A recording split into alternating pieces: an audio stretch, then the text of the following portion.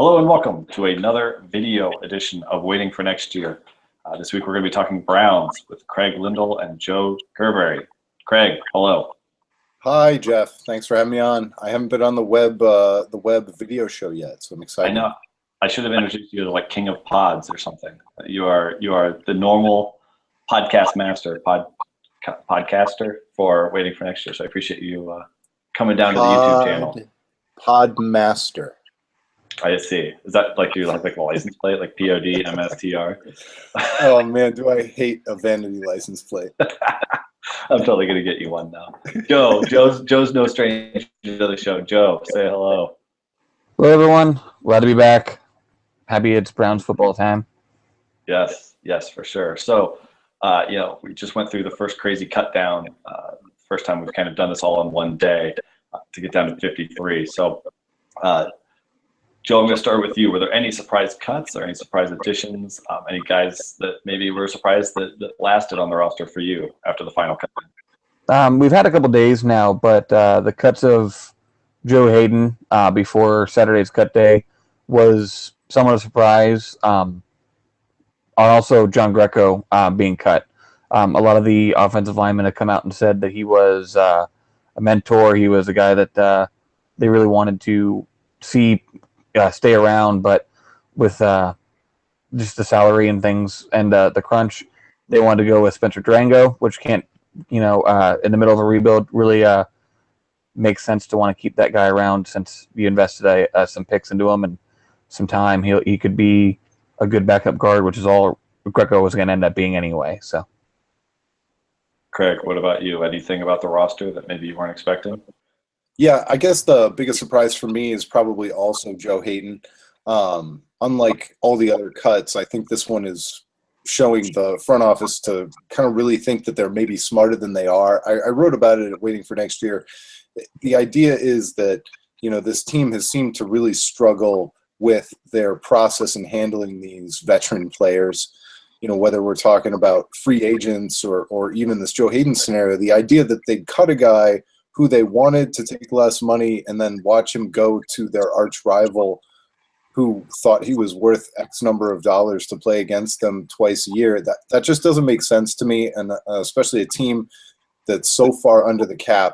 It's just a waste of effort or a counterproductive measure. Like, you're smarter than the salary cap. You're smarter than your rivals. And meanwhile, if this guy somehow contributes to beating you once or twice this year, and maybe he won't, but if he does, I mean, it's just senseless. It's senseless over an extra $4 million in cap space when you're like 60-some million under anyway. So I just don't get it. But other than that, most of the cuts kind of make sense. Yeah, I always feel like I'm harping on the negatives with this front office, but most of them make sense. Yeah, I think it's interesting about Hayden, and to Joe's point about Greco, it'll be interesting to see if that's the path that the front office is going to take. I think when they signed a couple of those linemen, a couple of those free agents, we all thought that they were done kind of putting the bare bones out there, and we're going to try to start winning games. But, cutting guys like Greco and Hayden, it makes you wonder what the priorities are going to be. Not that it's bad, but I think that maybe we all had different expectations. Is that fair to say? Yeah, I think it's definitely fair to say, because if you really thought the Browns were going to try and start improving on the fringes, you wouldn't have guessed they would have played hardball with a guy like Joe Hayden, and maybe he can't play at all anymore, but the idea that they offered him a reduced salary kind of flies in the face of that. So it really doesn't make any sense to me. And there was a long article today about tanking, and it's hard to, while I don't necessarily think the Browns are tanking, I think it's more of a youth movement now, and certainly they're going with the best possible quarterback they can go with.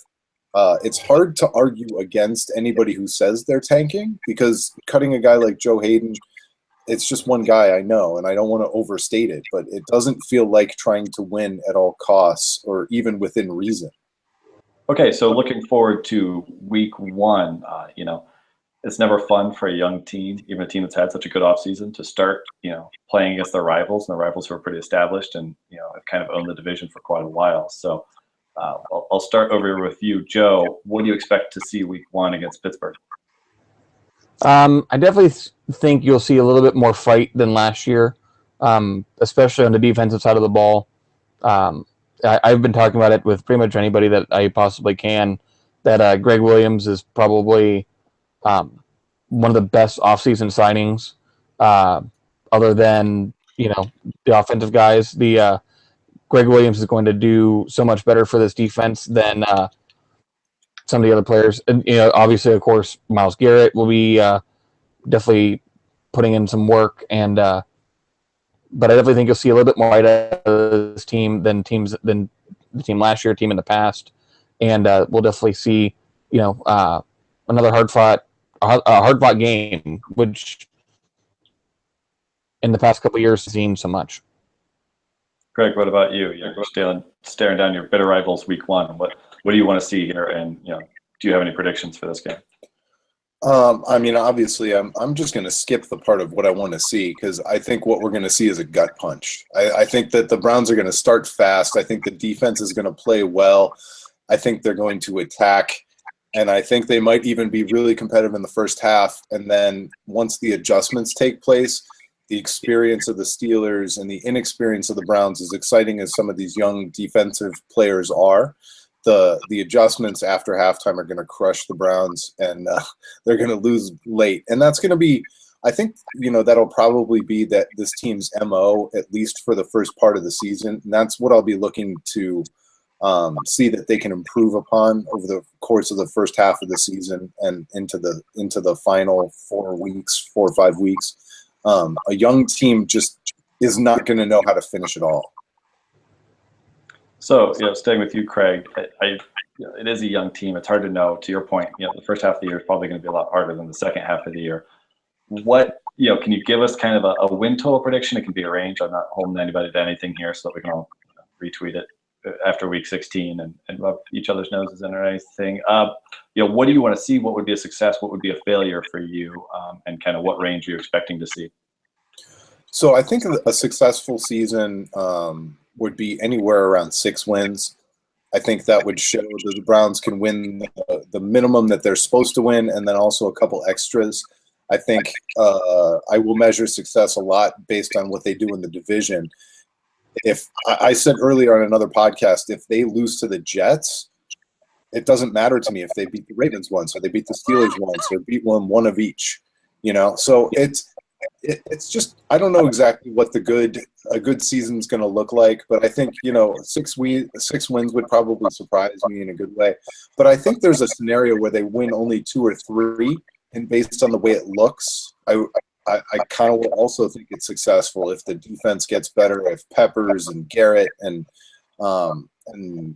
any semblance of a passing game develops, and you can feel good about Deshaun Kaiser coming into next year. That's going to be a successful season for this team. There's no way we're looking at the word playoffs anywhere near this team, obviously. So other than that, you're just looking for development, and it might not necessarily be in wins. Okay. Switching over to you, Joe, what are you expecting from a wins losses kind of range, and what would be a success? What would be a failure? Pretty much to echo Craig's sentiment. 6 wins would be great. This isn't a playoff team. As much excitement as there is about the improvements that they've made, we're still looking at a rebuilding team. Year 2 of this front office, they're not to the point where we're looking for anything more than improvement, and somewhere around 4 to 5 wins, I think, is where Vegas had them pegged. So anything around there would be great. And like Craig said too, seeing fight. I don't expect to win every week, but I do expect there to be some closer games than last year. Definitely no blowouts. Definitely no 31-7 or anything like that, or games. I think the fourth quarter will be tough, but we'll be going into the fourth quarter with a game possibly being within reach, and you'll see a lot of that as the season goes on, and that's pretty much a successful season. An successful season is injuries. Kaiser comes out looking like he's not the guy that we need, and that would be pretty much the downfall, something like that, something that would have lasting repercussions on this team. Yeah, and to that point, I think one of the really interesting storylines this year is that there are a couple of key guys to follow, whereas last year there was a lot of youth, but there maybe wasn't those top end guys. Coleman was the 15th pick or something. It's not like the franchise was really resting with him. So you've got guys like Kaiser, you've got Garrett, you've got Jabril Peppers, you've got guys that kind of can be franchise cornerstones. Where I don't know that those huge potential guys were on the roster last year, or the year before. So the season to me kind of goes as those guys go. You're not, like you said, you're not fighting for the playoffs this year, but it's very important to see the key couple of guys step up and be franchise cornerstone type guys.